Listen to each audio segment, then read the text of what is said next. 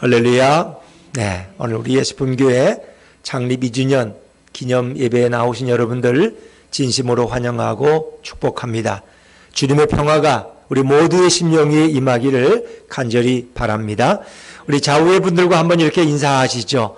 창립주일에 나오신 걸 환영합니다. 창립주일에 나오신 걸 환영합니다. 네, 감사합니다. 오늘은 우리를 살리시는 예수님, 이런 제목으로 함께 은혜 나누기를 원합니다. 이곳에서, 이 장소에서 예배 드린 지가 꼭 2년이 되는 주일입니다. 정확히 말하면 2019년 1월 20일 부영 5단지 아파트가 새로 만들어지고 입주민들이 입주를 시작한 지 한 달쯤 되었을 때, 지금처럼 날씨가 매섭게 추울 때 예수품 교회가 이 땅에 태동했습니다. 첫 예배를 드린 것이 엊그제 같은데 벌써 2년이란 시간이 흘러갔습니다. 2년 전을 생각하면 참 감회가 깊습니다. 누가 여기 와서 예배 드릴까? 누가 이 교회를 통해서 구원을 받고 세례를 받을 수 있을까? 이런 여러 가지 생각들을 했는데 하나님은 그 한 가지 한 가지를 2년 동안 이루어 주시고 또 간섭해 주셨습니다. 개척 첫 해는 참 누구나 의욕이 넘치잖아요. 그래서 우리 예수품 교회가 좀 멋진 교회가 되려고 많이 노력했어요. 그래서 길거리 전도라고 하죠. 우리 버스킹이라고 길거리 찬양 집회를 그 한 해만, 첫 해만 해도 한 5번 정도 했어요. 우리 개척하고 얼마 있다가 4월부터 시작해서 거의 매달 혹은 2달에 한 번꼴, 토요일에 처음엔 하다가 나중에는 주일날 오후에 전 교우들이 함께 이 동탄 호수공원에 나가서 하나님을 찬양하고 또 전도지도 나눠주었던 그런 기억들이 생생합니다. 그리고 11월 2일에는 또 토요일에 우리 전 교우들이 버스를 빌려서 저 군산 새만금에 고군산도라고 하는 곳에 가서 또 하루를 보낸 그런 정말 아주 너무나 즐겁고 행복한 추억도 있습니다. 그래서 그 다음에는 더 좋을 줄 알았어요. 근데 둘째 해가 되면서 코로나가 시작되니까 예배에 제한이 오고 활동에 제약을 받기 시작했어요. 그래서 사실은 예배 외에는 아무것도 못했어요. 그 좋은 버스킹도 한 번 할 수가 없었어요. 그래서 주일 오후에 등산 한 번 가까운 데 다녀온 것 외에는 아무것도 하질 못했습니다. 그리고 우리는 한 번도 경험해보지 못한 비대면 예배를 경험하게 됩니다. 집에서 예배를 드려야 된다. 또 실시간 영상 예배란 말도 처음 듣는 말이었어요. 그래서 교회 안에서는 대면 예배가 옳으냐, 비대면 예배도 성령이 역사하느냐, 이거 가지고 논쟁이 일어나기도 했습니다. 모든 선교 활동도 올스톱됐어요. 사실 작년에도 서울구치소에 가서 우리 예수품 교회가 서울구치소에 있는 거기 계신 제수분들을 상대로 해서 예배를 드리고 떡도 해가서 떡도 나눠드려야 되도록 다 계획돼 있었는데 그것도 다 무산돼 버리고 말았습니다. 또 새해에도 3월 30일 주간에 서울구치소에 가서 한 200명의 남자 죄수들을 놓고 예배 드리도록 되어 있는데 그것도 코로나가 심하면 아마 무산되기 십상일 것입니다. 그러니까 참 너무나 목회자로도 답답하고 교우들도 예배에 나오지 못하고 이런 안타까움이 있던 그런 둘째 해였습니다. 그러나 이제 작년이 지나고 또 새해가 되어서 이제 2주년 기념주일을 예배 드리게 되었습니다. 그럼에도 불구하고 이렇게 뒤돌아보면 참 감사할 조건도 많습니다. 하나님께서는 이렇게 코로나로 인한 여러 가지 어려움과 또 경제적 불안 가운데서도 필요한 교회 운영비를 채워주셨고 선교비를 늘 공급해 주셔서 한 번도 선교비를 보냈는데 단 하루도 늦은 적이 없습니다. 그건 참 너무 감사하죠.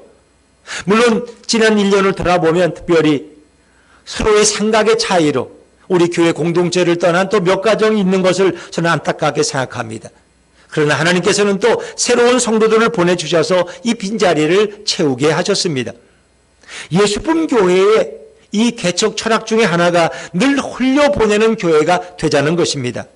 감사하게도 우리 예수품 교회는 뭐 자랑할 건 아니지만 그래도 2천만 원이 좀 넘는 외부 선교비를 순수하게 지출할 수 있었던 것 너무나 감사한 일입니다. 교회 안에서만 소모하고 소비하는 교회가 아니라 외부로 나누는 교회가 되어야 했기 때문입니다. 우리는 성지순례 가면 늘 가이드가 갈릴리 호수, 갈릴리 바다와 사해 바다를 늘 설명합니다. 갈릴리 바다는 그것이 헬몬산에서 내려오는 그 겨울에 눈이 녹아 여름에 내려오는 물이 흘러서 갈릴리 바다를 이룹니다. 그리고 그것은 담수가 아니라 그것을 또 요단강을 통해서 흘려내보냅니다. 그래서 늘 물이 서로 바꿔집니다. 새로운 물이 들어오고 또 물이 나가고 이렇게 해서 늘 교차되는데 갈릴리 바다는 늘 푸르고 싱싱하고 물이 맑습니다. 많은 고기들, 어장들이 형성되어 있어서 고기가 아주 많이 잡혀요. 그래서 갈릴리 바다는 얼마나 큰지 이쪽에서 저쪽을 건너가려면 30분 정도 배를 타고 가야 됩니다. 성지순례 갔을 때도 그 가까운 인근 식당에서 베드로 핏이라고 베드로 고기를 먹어봤어요. 베드로의 이름을 붙인 생선인데 참 맛있게 먹었던 기억이 납니다. 근데 갈릴리 바다는 늘 푸르지만 옆에 있는 사해 바다는 그렇지 않습니다. 사해 바다는 흘러 들어오는 것도 없고 흘러 내보내는 것도 없고 그냥 담수입니다. 저수지예요. 큰 저수지인데 그러다 보니까 소금기가 많아져서 이제 사해 바다는 말 그대로 죽음의 바다가 되어서 고기가 살지 못합니다. 아주 소금기가 지나치게 많아요. 바다에도 소금기가 있지만 그건 어느 정도 농도이기 때문에 고기가 살 수 있지만 사해 바다는 너무나 심해서 생명이 존재하지 못합니다. 단 한 가지 좋은 건 있어요. 헤엄모치는 저도 사해 바다 들어가면 그냥 둥둥 떠요. 물이 그냥. 이 소금이 너무 불이 강해서. 그거 외에는 별 볼 일이 없는 죽음의 바다예요. 우리 그 얘기를 들으면서 늘 깨닫는 것이 있어요. 교회는 교인들이 와서 헌신하고 물질을 드리고 감사하지만 그것을 외부로 흘려보내는 교회가 건강한 교회다. 그것이 나누는 교회라는 그런 고백이 있는데 우리 예수품 교회가 이렇게 비록 작고 보잘것없는 개척교회이지만 1년에 2천만 원을 순수한 선교비로 우리가 뭐 전도하기 전도지 만들고 뭐 초청잔치하는 이런 돈이 아니라 순수하게 선교사님들을 돕고 외부 기관에 도운 돈이 2천만 원이 넘는다는 것은 너무나 자랑스러워요. 저는 그래서 그런 소망을 감히 꿈꿔봐요. 우리 교회가 3주년이 맞이할 때는 3천만 원을 선교비로 지출할 수 있다면 4년차가 될 때는 4천만 원, 5년차가 될 때는 5천만 원을 선교비로. 그러면 제가 이제 은퇴할 때 되는 10년차가 되면 얼마를? 1억을 선교비로 순수하게 지출할 수 있는 그런 교회가 될 줄로 믿습니다. 여러분이 아멘 하시면 될 수 있어요. 아이 목사님, 예배당이 이렇게 좁은데 이게 되겠어요? 예배당을 좀 넓히든가 건축을 해야지. 아니에요. 이 교회에서도 얼마든지 할 수 있어요. 왜? 1부 예배, 2부 예배, 3부 예배, 4부 예배, 5부 예배, 6부 예배, 7부 예배까지 드리면 못할 게 없어요. 충분합니다. 정 어려우면 뭐 옥상에다가 텐트 치고 예배 드리지 뭐. 안 그래요 여러분? 비디오 설치하면 되지. 걱정할 게 없어요. 주님은 작은 예배당을 통해서도 얼마든지 큰 일을 이루실 수 있다는 겁니다. 개척 2주년을 맞은 예수품 교회는 새해 이제 아프리카 말라위, 세계에서 가장 가난한 나라가 아프리카 말라위인데 이 말라위에 선교센터를 건축합니다. 수도 릴롱교에서 한 30분 정도 차를 타면 갈 수 있는 시골 외곽 지역입니다. 아이들이 놀 수 있는 놀이터와 공부하는 독서실을 포함해서 선교센터가 건축될 예정입니다. 약 3,500만 원에서 한 4천만 원의 예산이 필요합니다. 이것은 외부의 순수한 선교 후원자가 전액 헌금하지만 예수품 교회가 이 일을 위해서 중보 기도해야 합니다. 여러분 헌금하는 것도 중요하지만 그것을 위해 중보 기도하고 그것이 잘 활용되는 것이 더 중요합니다. 그래서 우리 예수품 교회는 2주년을 맞이하면서 아프리카에 이 선교센터를 세울 수 있는 것이 얼마나 감사하고 얼마나 놀라운 일인지 모릅니다. 이제 코로나가 멎으면 저와 여러분들이 좀 이 완공된 말라위 선교센터에 가서 기도하고 예배드리며 하나님 앞에 영광을 돌릴 그날이 올 줄로 믿습니다. 여러분은 그날이 반드시 올 줄로 믿습니다. 이 모든 일은 누가 하신 거예요? 예수님이 하신 거예요. 예수님이. 이 모든 일을 시작하신 분이 예수님이고 이 모든 일을 이끌어 가신 분이 예수님이에요. 그리고 앞으로 이 교회는 예수님이 이끌어 가실 줄로 믿습니다. 요즘 새벽 기도에 역대상 12장 말씀을 묵상을 했는데 금요일 토요일 새벽이 역대상 12장이에요. 다윗을 통해 하나님은 신정왕국을 세워가십니다. 그 이야기가 역대상기에 소개됩니다. 신정왕국이란 하나님이 통치하시고 하나님이 다스리는 나라입니다. 다윗은 고백합니다. 내가 왕이 아니라 나 위에 다른 왕이 계십니다. 그분이 바로 여호와 하나님이십니다. 그분이 우리나라를 다스리고 그분이 이 민족을 다스린다는, 그것이 신정왕국입니다.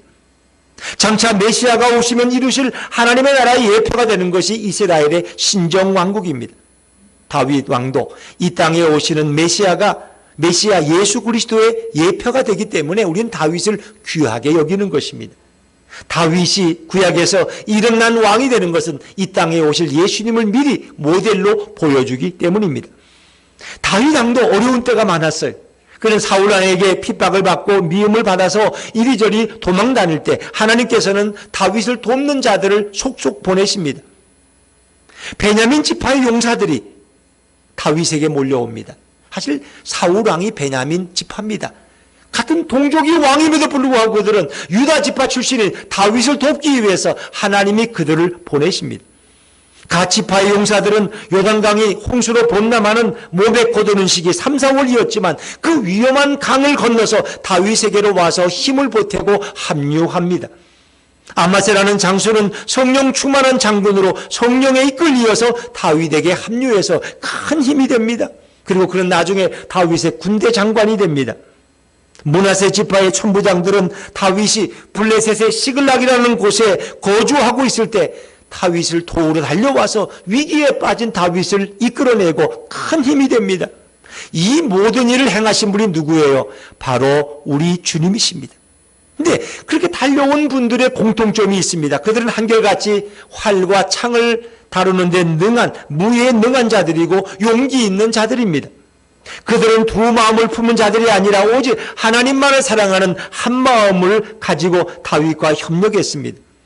다윗을 중심으로 신정왕국인 통일 이스라엘을 세운 그들에게는 큰 기쁨이 있었습니다. 왜? 이 땅에 오실 메시아를 상징하는 다윗의 나라를 세웠기 때문에 기쁨이 있는 거예요.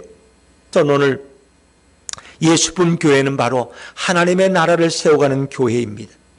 바로 예수품 교회 하나님께서는 이렇게 좋은 일꾼들을 보내주신 것 같아요. 그래서 저희 교회에 오셔서 이렇게 봉사하는 분들 보면 또 신앙의 경험이 많은, 기도 많이 하는 집사님, 권사님, 장로님도 계시고 신앙의 초보이지만은 이 교회에 잘 적응해서 열심히 예배드리는 성도들이 있다는 것이 너무나 감사해요. 누가 이 일을 행하였느냐? 하나님이 하셨어요. 자, 이사야 41장 4절 말씀을 우리 자막에서 한번 읽어볼까요? 시작. 이 일을 누가 행하였느냐? 누가 이루었느냐? 누가 처음부터 만대를 불러내었느냐? 나 여호와라. 처음에도 나요. 나중 있을 자에게도 내가 곧 그니라. 아멘. 우리 좌우의 분들과 한번 인사하세요. 예수님이 이 일을 하셨습니다. 시작. 예수님이 이 일을 하셨습니다. 예수님이 하셨고 우리는 그냥 예수님의 도구로 그냥 쓰임받은 것에 불과한 것입니다. 우리 예수품 교회에 이렇게 예수님이 보내신 분들은 한결같이 믿음이 좋으시고 열심히십니다.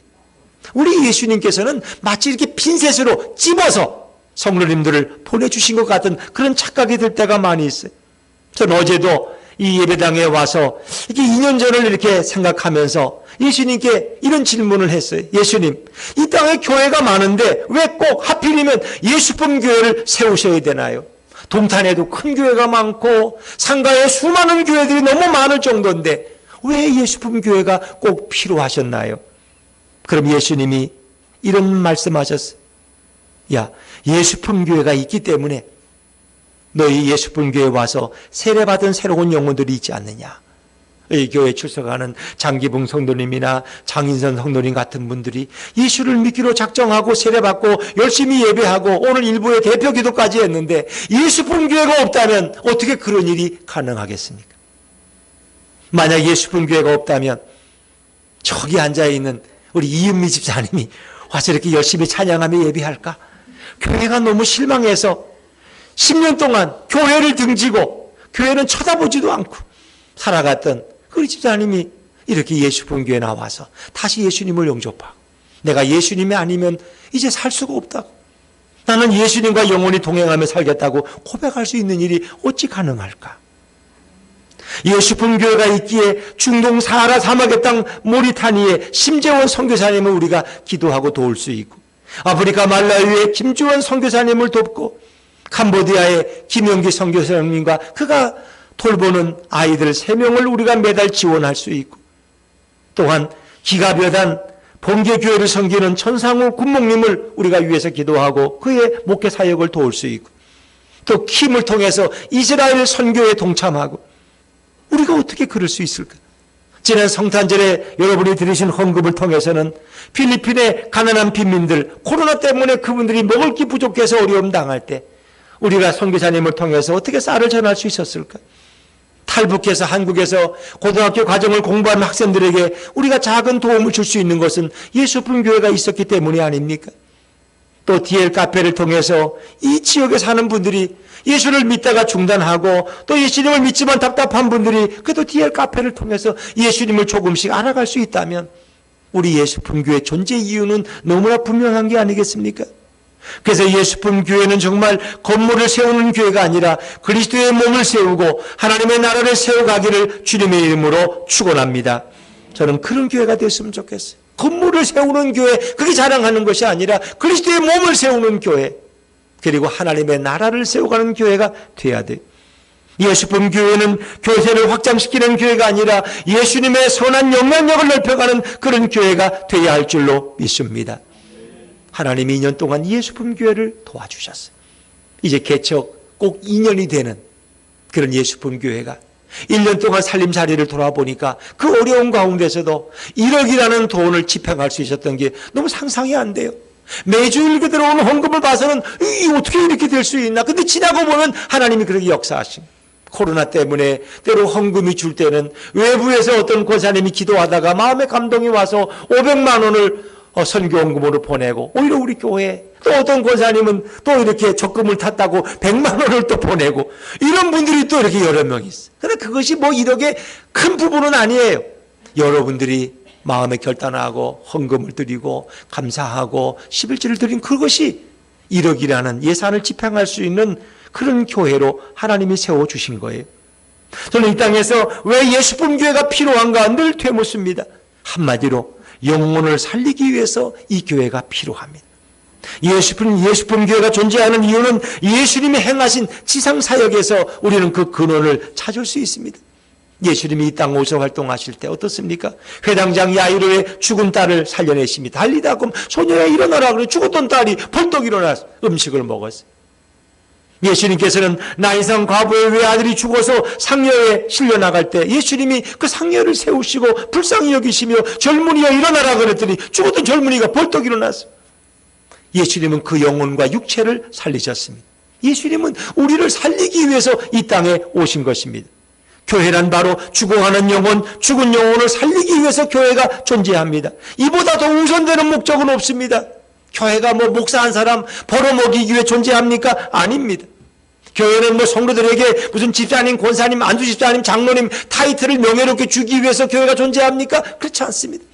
교회는 죽어가는 영혼들을 살리기 위해서 존재합니다. 이 목적에서 예수품 교회가 벗어난다면 예수품 교회는 더 이상 이 세상에 존재할 이유가 없습니다. 그때부터 예수품 교회는 그날로 문을 닫아버리고 다 교인들을 흩어놓으실지도 몰라요. 왜? 우리가 그 본질에서 벗어나면 하나님과는 상관없는 교회가 되기 때문입니다. 여러분 요한복음 10장 10절 말씀을 자막에서 한번 읽어볼까요? 같이 읽죠. 시작. 도둑이 오는 것은 도둑질하고 죽이고 멸망시키려는 것뿐이요 내가 온 것은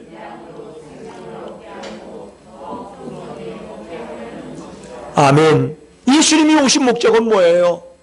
양으로 생명을 얻게 하고 더 풍성히 얻게 하는, 이거 죽은 자를 살리기 위해서 예수님이 이 땅에 오신 거고 그것이 예수님이 오신 목적이에요.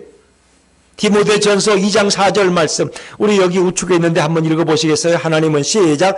하나님은 모든 사람이 구원을 받으며 진리를 아는 데 이르기를 원하시느니라. 이 구원이라는 게 뭐예요? 생명을 살리는 거예요. 죽음의 강에 빠진 자를 건져내는 것이 구원입니다. 예수님은 이 일을 위해서 오셨고 바로 교회란 예수님이 하셨던 이 일에 동참하는 도구가 바로 교회다 하는 것입니다. 구원이란 죽은 영혼에게 생명을 불어넣는 일이요 죽어가는 자를 살리는 행위가 바로 구원입니다. 예수님은 죄로 인해 죽음에 던져진 우리 인간들을 살리고 구원하기 위해서 이 땅에 오셨습니다. 교회는 몰이된 그리스도, 주인 되신 그리스도를 철저히 따르고 그분께 순종하는 교회가, 공동체가 바로 교회입니다. 구원하는 예수님을 따라서 그분의 도움으로 예수품 교회는 영혼을 살리는 교회가 되어야 합니다. 오늘 출애굽기 본문은 바로 생명을 살리시러 구원하시는 예수님의 이야기를 우리에게 소개해 주고 있습니다. 자, 여러분은 이 출애굽기의 배경을 아시잖아요. 히브리 민족이 요셉의 초청을 받고 야곱의 일가 70명이 애굽으로 집단 이주해서 고센이라는 땅에 거했습니다. 시간이 많이 흘렀습니다. 야곱도 죽고 요셉도 죽었습니다.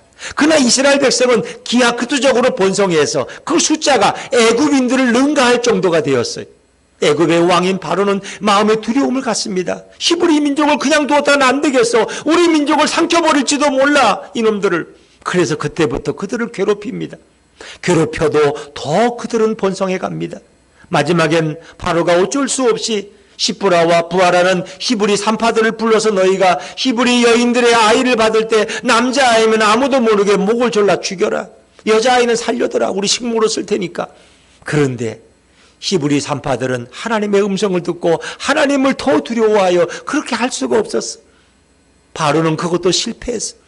그리고 바로가 또 생각해낸 것이 이제는 모든 히브리인들의 남자아이들은 다 나일강에 던져서 죽여라. 씨를 말려라. 그리고 이후로 히브리 남자아이가 있으면 그 집을 다 몰살시킬 것이다. 이런 엄한 명령을 내렸어. 그것이 바로 애굽의 법이었고 신의 명령이었습니다. 자, 이제 누구도 그 명령을 어길 자가 없을 때 이 땅에 태어난 모든 아이들은 그 명령을 준수해야만 했습니다. 자, 그때 레위인 한 가정에 아브람이라고 부르고 부인은 요게벳이라고 부르는 한 레위인 가정에 한 아이가 태어났는데 그 아이가 너무 잘생긴 거예요. 얼굴이 붉고 눈은 초롱초롱하고 골격이 장군의 골격이 너무 이쁘고 사랑스러운데 이 아이를 어떻게 나일강에 산채로 던질 수가 있어? 말도 안 돼요. 이 아이를 기를 때까지 기르고 싶었어. 그때마다 아이는 엄마의 얼굴을 알아보는지 싱긋싱긋 웃는데 어떻게 이 아이를 버릴 수, 말도 안 돼요. 100일이 지나니까 이 아이가 얼마나 우렁찬 소리를 내는데 남자아이의 목소리인지라 더 이상 집에 숨길 수가 없어요. 만약 이 아이가 발각되면 위로 두 아이는 죽임을 당하고 온 가족들은 다 몰살당할 거예요. 결국 이 어머니는 눈물을 머금고 가족을 살리기 위해서 이 아이를 하나님께 맡겨야만 했어요. 어떻게 해요? 나일강에 던져버리는 거예요. 갈대를 꺾어서 갈대 상자를 엮고 상자를 만들고 거기에 물이 안 새도록 역청을 바르고 그리고 그 아이를 거기 누워서 나일강에 떠내려 보냅니다. 이제 이 아이도 그 시대의 애굽에 태어난 아이들의 운명과 다를 수가 없어요. 누구도 그 운명을 피해갈 수가 없어요. 하루에는 수십 명의 아이들이 나일강에 던져져서 물고기의 밥이 됩니다. 그래서 사람은 태어나는 시대도 중요한 거예요. 6.25 때 태어난 분들은요 고생 많이 했어요. 엄마 젖도 잘 못 먹고 왜 피난길에 못 먹을 게 어디 있어요. 많이 죽었어요. 굶주려서. 저는 베이비붐 시대예요. 저는 베이비붐. 그래서 57세에서 한 63세까지 베이비붐 시대인데 다른 생년월일에 비해서 많아요. 이는 다른 데는 50만 그러면 그때는 태어난 게 90만 막 이래요. 그냥 막 태어나. 우리 초등학교 다닐 때 막 너무 인원이 많아가지고 막 1부 2부로 예배 드렸어. 왜? 58년생이 너무 많아. 그냥 너무 많아. 경쟁이 심했어. 우리는 그래서. 여러분 그런 태어난 시대가, 여러분 작년에 초등학교 1학년 들어간 애들은 친구도 몰라요. 학교 몇 번 갔다가 학교 없이 집에서 그냥 공부하니까 친구들 얼굴도 잘 몰라요. 올해 고3인 아이들 수능고사 치렀지만 다른 애에 비해서 공부가 너무 저실이 부족해요. 왜? 학교에 가서 공부를 마음대로 못했어. 참 이게 태어난 해를 원망할 수도 없고 어찌하면 좋습니까? 사람은 잘 태어나야 돼요. 이건 누구나 원망할 수 없는 어찌 보면 운명 같은 거예요. 어찌합니까? 모세도 죽어야 할 운명이었고 그 시대에 태어나서는 안 될 아이였는데 그 시대에 태어나서 나일강에 던져지는 몰인정한 삶이 되고 말았습니다. 여러분, 제가 여러분께 하나 물어볼게요. 하나님이 인간을 창조하셨을 때 처음 인간을 영원히 사는 존재로 만드셨어요. 곧 죽음을 경험할 자로 만드셨어요. 영원히 사는 존재. 하나님은 당신의 형상을 따라 인간을 만들었기 때문에 인간에겐 죽음이 없어요. 우리는 행복하게 영원히 사는 존재로 만들어졌어요. 죽음이란 애초부터 하나님의 계획에는 없었어요. 그런데 어리석게도 교만해진 인간은 하나님과 같아지려고 원했고, 사단이 와서 꾀일 때 결국 하나님이 금하신 선악과를 먹고 인간에게 죄가 들어오고 타락을 경험하게 됐어요. 죄가 들어온 이후에 인간은 에덴 동산에서 추방당합니다. 거친 인생을 살아가야만 했어요. 서로 다투면서 서로 경쟁하면서 서로를 죽여야만 사는 그런 불행한 존재가 되었고, 마지막엔 지옥에 떨어지는 존재가 되었어요. 이것이 죄의 형벌이요, 죄의 결과였어요. 타락한 인간들의 후손도 다 동일한 길로 가고 누구도 죽음을 피할 자가 없어요. 아무리 잘생겨도, 아무리 건강해도, 아무리 유식해도, 아무리 집안 출신이 좋아도 다 죽는 것이 인간이 타고난 운명이에요. 이것을 피할 자는 없어요. 어떤 이들은 남과 달라서 아무리 마음이 착하고 깨끗하게 살아도, 의롭게 살고 선행과 구제를 많이 베풀어도, 명문대학을 나와도 예외 없이 다 죽어요. 이것이 죄의 형벌입니다. 히브리서 9장 20절에 유명한 말씀이 있죠. 한 번 죽는 것은 사람에게 정한 것이요, 그 후에는 뭐가 있어요? 심판이 있으리니. 이 죽음의 심판을 피할 자가 없어요. 갈대 상자에 담겨서 나일강에 버려진 이 불쌍한 아이를 살리길 원하시는 분이 한 분 계셨어요. 그분이 누구세요? 바로 예수님이세요. 예수님은 이 땅에 인간의 몸을 입고 구원자로 오시기 전에도 구약에서 활동하고 역사하신 분이 바로 우리 예수님이십니다. 하나님이신 그 예수님이 하고자 하시는데 누가 막을 수 있겠습니까? 바로 이 아이가 갈대 상자에 담겨서 버려졌던 그 시간에 우연히 이 아이를 발견한 사람이 있는데 바로의 딸인 바로의 공주였어요. 물론 인간의 입장에서 보면 우연 같지만 그것은 예수님이 역사하신 필연입니다. 공주는 수많은 아이들이 나일강에 던져서 죽는 것을 목격했고, 그래서 그냥 보통의 평상의 일로 여겼어요. 늘 그런 일을 경험하니까. 근데 그날따라 아이의 울음소리가 우렁찼고 시녀를 보내서 저 살자를 데려와라, 내가 오늘은 보고 싶다. 그 상자 뚜껑을 열어보니까 너무나 잘생긴 아이가 울다가 공주를 보는 순간 싱긋싱긋 우는데 꼭 자기가 유산한 자기 아들 같아. 히브리인이지만 내가 데려다 키워야 되겠다. 예수님께서는 그 공주의 마음속에 모성애를 주시고 불쌍히 여기는 마음을 주었어요. 그 싱긋싱긋 우는 아이를 어떻게 죽일 수가 있고 어떻게 던져버릴 수가 있어요? 그럴 수 없는 거예요. 바로의 명령까지도 이 공주는 거부하면서 그 아이를 자기 아들로 입양하는 거예요. 자, 우리 성경을 한번 읽어보죠. 자, 우리 오늘 출애굽기 2장 5절과 6절 말씀을 한번 읽어볼까요? 출애굽기 2장 5절과 6절입니다. 시작. 바로의 딸이 목욕하러 나일강으로 내려오고 시녀들은 나일 강가를 거닐 때에 상자를 보고 시녀를 보내어 가져다가 열고 그 아기를 보니 아기가 우는지라. 그가 그를 불쌍히 여겨 이르되 이는 히브리 사람의 아기로다. 그 바로의 준엄한 명령 속에서도 이 아이를 보는 순간 불쌍한 마음이 생겼어요. 바로의 공주가 착하기 때문에 아이들을 보면 이뻐해서 그런 게 아니에요. 예수님이 그 공주의 마음속에 개입하신 거예요. 그리고 갈대 상자를 따라가던 그 아이의 누인 미리암의 소개로 이 아이는 친엄마의 손에서 성장할 수 있었습니다. 그래서 친엄마인 요게벳은 이 아이를 키우면서 너는 애굽인이 아니고 너는 히브리인이야. 너는 공주의 아들로 입양됐지만 너의 근본은 하나님의 백성이야. 넌 언젠가는 이 민족을 위해서 봉사하고 섬기는 자가 돼야 돼. 이렇게 어머니는 젖을 먹일 때마다 이 아이를 가르쳤어. 그리고 이 아이가 이제 이름을 지을 때 물에서 건짐을 받았기 때문에 그 아이의 이름을 모세라고 줬어요. 모세라는 말은 건져내다, 구원자 이런 뜻이에요. 자, 우리 출애굽기 2장 10절을 한번 읽어볼까요? 출애굽기 2장 10절입니다. 시작. 그 아기가 자라매 바로의 딸에게로 데려가니 그가 그의 아들이 되니라. 그가 그의 이름을 모세라 하여 이르되 이는 내가 그를 물에서 건져내었음이라 하였더라. 아멘. 그랬습니다. 여러분, 참 이스라엘 남자아이들이 다 죽어갈 때 예수님이 모세를 살려준 것은 매우 큰 의미가 있는 것입니다. 지금으로 말하면 모세가 초등학교를 가면은 초등학교 학생 중에 자기 또래가 남자아이는 아무도 없어. 다 죽었어. 여자아이들만 넘쳐. 그런 상상을 해보세요. 정말 그 시대에 모세는 유일무이하게 살아난 히브리 남자아이였어요. 인간은 모두 죽어야 했지만 예수님이 이 땅에 직접 오셔서 모세를 건져주셨습니다. 이것은 앞으로 모든 인간들을 죽음의 강에서 건져주시겠다는 예수님의 예언적 선포입니다. 예수님은 모든 인간을 죽음에서 완전히 구원할 수 있는 유일한 분이 바로 우리 예수님이십니다.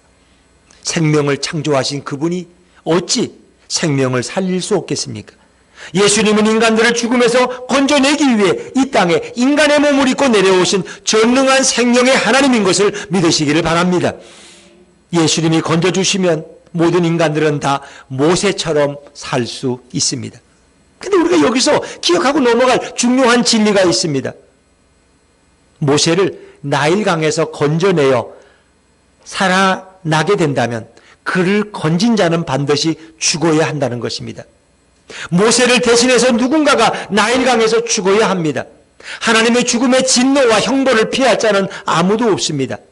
대신 죽음의 잔을 마시면 죽어야 할 자는 살아날 수 있지만 그를 건져낸 자는 대신 죽어야 합니다.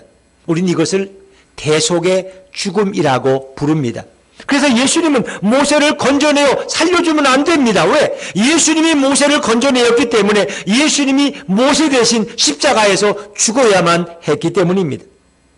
구원이란 생명을 누군가가 대신하는 것입니다. 누군가 죄의 값을 대신 치루어야 합니다. 그래야 그 죄의 형벌에서 우리는 자유로워질 수 있습니다. 모세를 살리기 위해 예수님은 자신의 생명을 대신 내어 놓으셨습니다. 이것이 바로 대속의 진리입니다. 인간들에게 내려진 죽음의 형벌은 예수님의 죽음으로 인하여 끝이 나게 됩니다. 인간들은 이제 영원히 죽지 않습니다. 누구든지 예수님을 믿고 영접하면 예수님의 통해서 우리는 영원히 사는 길이 활짝 열렸습니다. 나는 길이요 진리요 생명이니 나로 말미암지 않고는 아버지께로 올 자가 없느니라. 주 예수를 믿으라. 그리하면 너와 내 집이 구원을 받으리라. 여러분, 죽음의 나일강에서 모두가 빠져 죽어야 할 인간들이 다 모세처럼 구원받게 된 줄로 믿습니다. 우린 여기서 사단은 생명을 도둑질하는 자요 죽이는 자이지만 예수님은 생명을 살리는 분인 것을 우리는 분명히 알아야 됩니다. 자, 아까 읽은 우리 요한복음 10장 10절을 한 번만 더 자막에서 읽어볼까요? 시작. 도둑이 오는 것은 도둑질하고 죽이고 멸망시키려는 것뿐이요. 아멘. 여기까지만. 도둑이 누구예요? 사단이에요. 사단은 우리의 생명을 도둑질하는 자요. 그리고 우리를 죽이려고 왔고 우리를 멸망시키는 것이 사단의 목적이에요. 사단은 사람을 살리는 자가 아니에요. 그는 죽이는 자예요. 그러나 예수님은 그 사단의 손아귀에서 인간들을 구원해서 영원한 생명을 주시기 위해서 오신 분이 바로 우리 예수님이세요. 우리는 이것을 분명히 알아야 됩니다. 그래서 사단은 이스라엘의 구원자로 모세가 태어날 때 악한 애굽의 왕 바로의 마음을 움직여서 모세를 죽이고자 했습니다. 그러나 그것은 보기 좋게 실패했습니다. 왜? 예수님이 모세를 살리셨기 때문에. 누구를 통해서? 바로의 딸인 공주를 통해서 모세를 살리셨기 때문에. 이제 모세를 죽이는데 실패했어요. 사탄은 이를 갈면서 온 인류의 메시아 구원자로 오시는 우리 예수님을 죽이기 위해서 그분이 베들레헴에 태어나실 때 사단은 악한 헤롯 대왕을 동원해서 아기 예수를 죽이려고 했습니다. 그것도 보기 좋게 실패했습니다. 예수님을 죽일 수가 없었어요. 천사가 와서 마리아와 요셉에게 이 헤롯의 악한 음모를 알려주시고 얼른 다른 곳으로 피신하게 했습니다. 예수님은 죽지 않았지만 그 때문에 베들레헴의 모든 아이들은 다 죽었습니다. 무려 한 3천여 명의 아이들이, 그 시대 아이들이 다 죽임을 당했어요. 그것이 바로 사단의 무서운 음모입니다. 지금도 사단은 우리들을 행복하게 하려는 자가 아니에요. 우리의 생명을 도둑질하고 영혼을 도둑질하고 우리를 죽이고 멸망시키는 것이 사단의 목적입니다. 근데 어떤 분들은 사단의 게임에 빠져가지고 그것이 좋은 길인지도 모르고 쫓아가는 겁니다. 예수님은 우리를 살리시려고, 우리에게 풍성한 생명을 주시려고 오신 분이 바로 우리 주님이십니다. 여러분, 이 땅에는 어떤 종교도, 어떤 선행도, 어떤 노력도 인간을 죽음의 강에서 살릴 자는 없습니다. 구원은 인간이 스스로 자신을 구원할 수 없어요. 나일강에 빠진 인간이 자기의 머리채를 잡아서 스스로 자신을 구원할 길은 없습니다. 반드시 구원자가 필요한데 그 구원자가 누구예요? 예수 그리스도십니다. 예수님만이 저와 여러분을 온전히 구원할 수 있는 것을 믿으시기를 바랍니다. 한번 옆에 분들 얘기해 주세요. 예수님만이 나를 구원할 수 있습니다. 시작. 예수님만이 나를 구원할 수 있습니다. 당신과 나를 구원하실 수 있는 분은 오직 예수 그리스도 외인이 없습니다. 예수 그리스도 외에는 그 어떤 구원의 이름도 이 땅에 존재하지 않는다고 사도행전 4장 12절에 언급합니다. 예수님 외에 자신이 구원자라고 하는 모든 자는 다 거짓이고 사단의 차수인들입니다. 사랑하는 여러분, 예수님은 우리를 살리기 위해서 오셨습니다. 그래서 모세는 구원자로 왔기 때문에 예수님과 비교가 되죠. 그러나 여러분, 예수님과 모세는 근본적으로 달라요. 모세는 인간으로서 잠시 일시적인 구원자 역할을 해서 애굽에서 고통당하는 이스라엘 백성들을 출애굽해서 그들을 이끌어내고 광야까지 인도한 인물이 모세예요.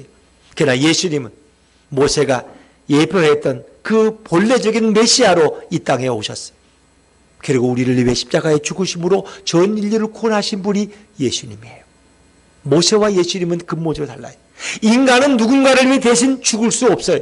그러나 예수님은 하나님이시기 때문에 그 의로우신 그분이 우리를 위해 피 흘리시고 죽음으로써 저와 여러분의 죄가 용서받고 우리는 영원한 생명의 길로 인도받는 줄로 믿습니다. 그것이 바로 예수 그리스도 그분이십니다. 예수님은 인간이 아니라 전능한 분이시고 죽어야 할 이 땅의 모든 인간들을 다 구원하실 수 있는 분이 바로 우리 예수님이십니다. 바로 교회는 그리스도의 몸이고 교회의 머리 주인은 예수님이십니다. 그래서 우리 교회는 예수님이 하시던 사역에 함께 동참하고 협력하는 도구로 쓰임받는 공동체가 바로 교회입니다. 우리 창립 2주년을 맞이하는 예수품 교회는 이제 영혼을 살리시고 구원하시는 예수님의 사역에 작은 부분이나마 동참하는 교회가 되기를 원합니다. 작고 미약한 개척교회가 이렇게 작은 공간에서 예배드리는 예수품 교회가 무슨 큰 일을 할 수 있겠습니까? 그러나 우리가 예수님을 우리 인생의 주인으로 모시고 예수님과 동행하는 삶을 통해서 사람들의 마음이 그리스도를 향할 수 있도록 그리스도 예수님을 소개하고 예수님의 이름을 높이고 예수님을 찬양하는 교회가 되었으면 좋겠습니다. 우리가 그런 교회를 만들어가고 또 예수님 말씀에 순종함으로써 주님은 이 교회를 그렇게 이끌어 주실 것입니다. 죽음의 세상에서 살림과 생명을 지향하고 어둠의 세상에서 빛 대신 예수님을 높이고 찬양하는 복된 예수품 교회와 성도 여러분들이 다 되시기를 주의 이름으로 축원합니다.